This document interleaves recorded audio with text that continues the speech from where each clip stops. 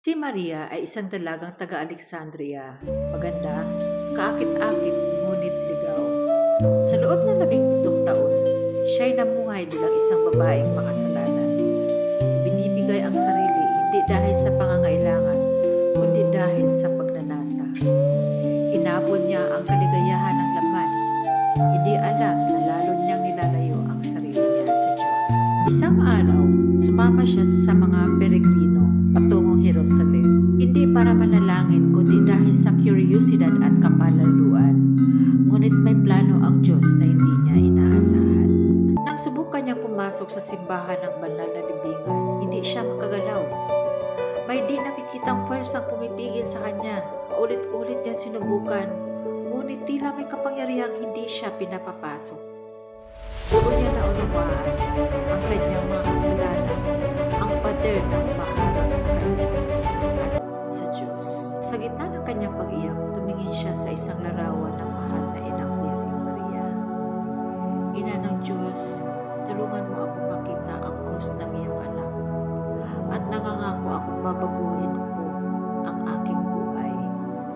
Pagkatapos niyang sabihin iyon, pinayagan siyang makapasok. Ang biyaya ng Diyos ang nagbukas ng pintuang isinara ng kasalanan. Pagkatapos ng kanyang pagbabalik loob, narinig niya ang isang tinig.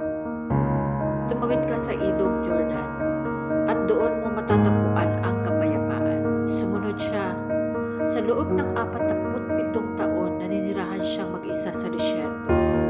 Nag-aayuno, nananalangin at umiiyak dahil sa kanyang mga kasalanan. Isang banal na monghe ang nagngangalang Zosimas ang nakatagpo sa kanya sa disyerto. Alam niya ang pangalan ni Zosimas kahit hindi pa niya ito nakikita. Hiniling niya sa kanya na dalhan siya ng banal na komunyon sa susunod na taon. Nang bumalik si Zosimas, nakita niyang dumarating si Maria. Naglalakad sa ibabaw ng tubig ng ilog Jordan na tila sa tuyong lupa. Tinanggap niya ang banal na Eucharistia nang may luha ng pasasalamat. Isang taon matapos noon, natagpuan ni Zosimas ang kanyang katawan na nakalubot sa panalangin. Sa tabi niya may isang leon na mapayapang nakatayo.